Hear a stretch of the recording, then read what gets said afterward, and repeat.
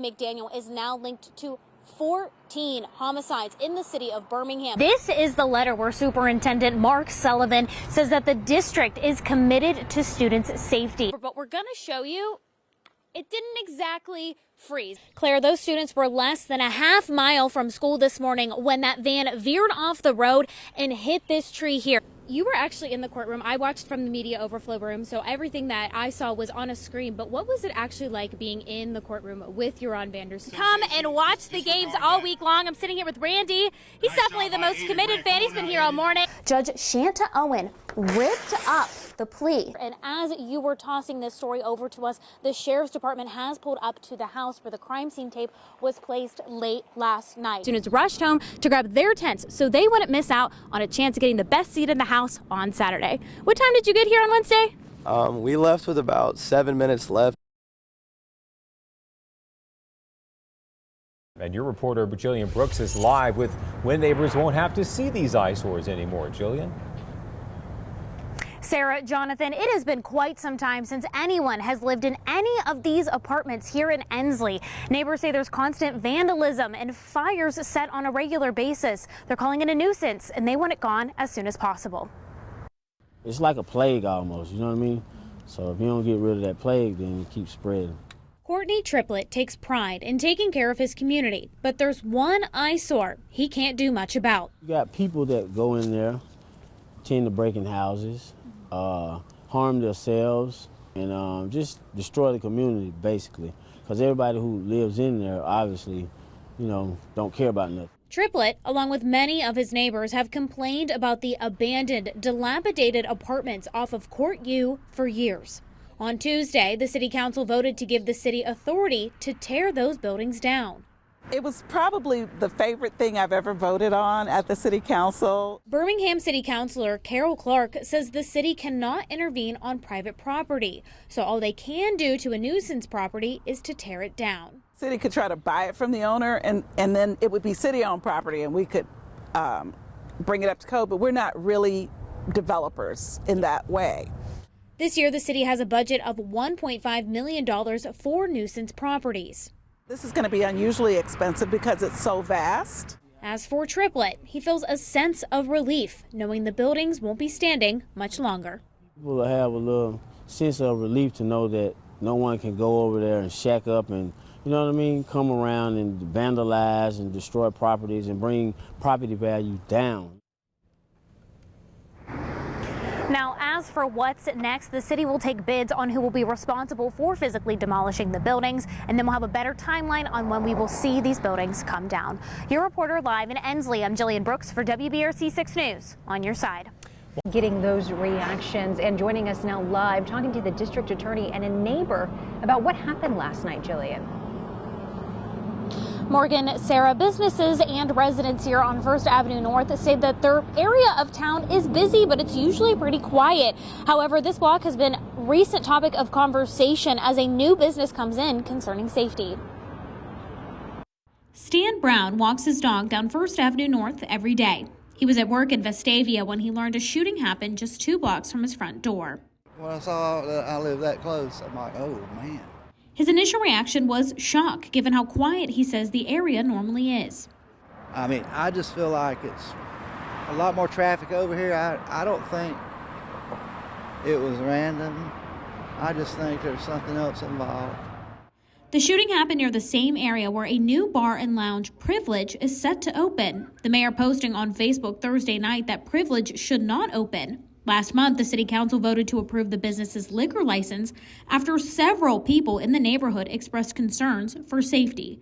President of the city council, Daryl O'Quinn, said in a statement, quote, "However, I will say that my vote of no confidence to grant a liquor license to the establishment in question was in line with my constituents who live in the area.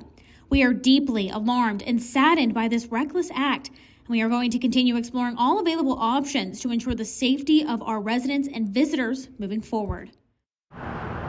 People have a right, to be able to enjoy the things that are downtown. Jefferson County District Attorney Danny Carr says First Avenue North is a part of town that people enjoy for the businesses and restaurants, calling the shooting unfortunate.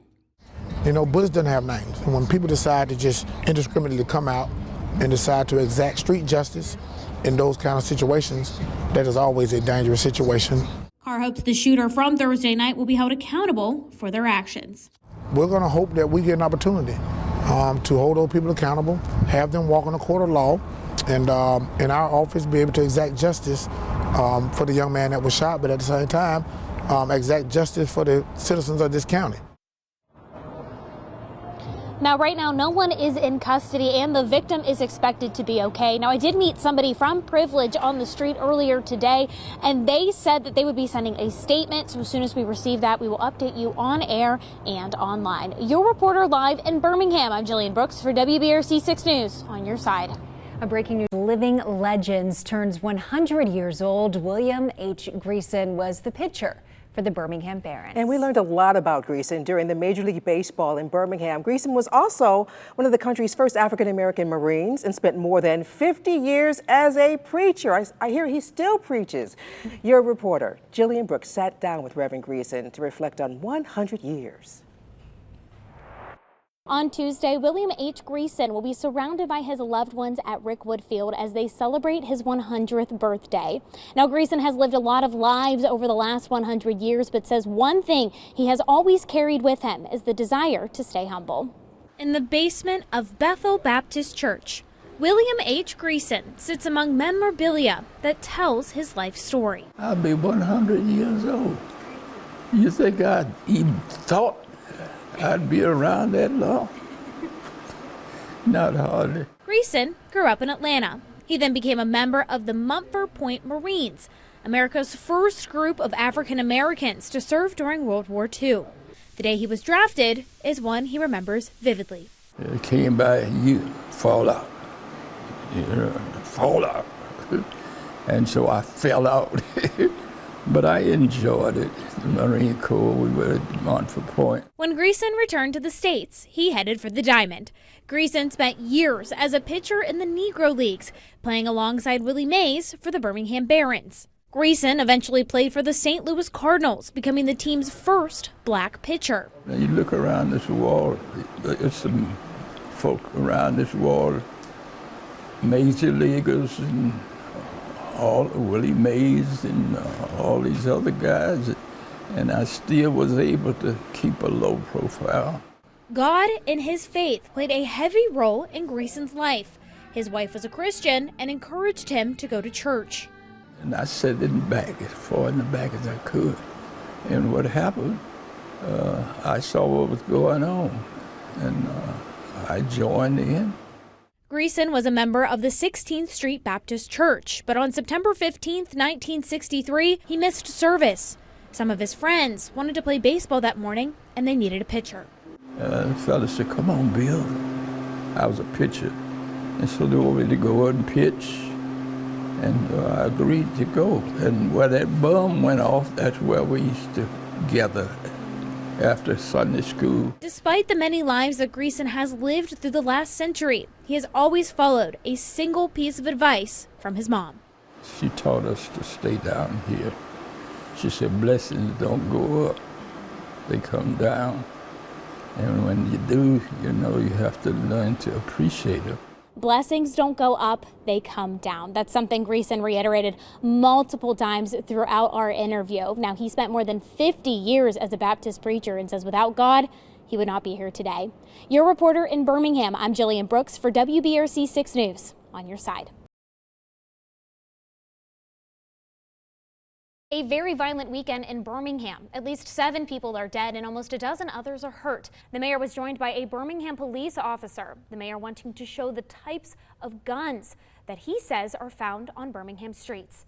And today, the Republican National Convention gets underway in Milwaukee, but with a very different feel after that shooting. And Mickey, many of us saw some snowflakes as we were heading out the door today. Now, as we get ready to celebrate with our loved ones for Thanksgiving today, definitely think and pray about these victims' families. McDaniel and Woods are currently being held in the Jefferson County Jail with no bond, and both men have already been indicted. 2 people are now facing charges in Etowah County in what Gadsden police are calling a nationwide theft ring. And when you put your children in their car seats, take the coat off before strapping them into the seat so the buckle is tight to their chest, then use the coat as a blanket to keep them warm.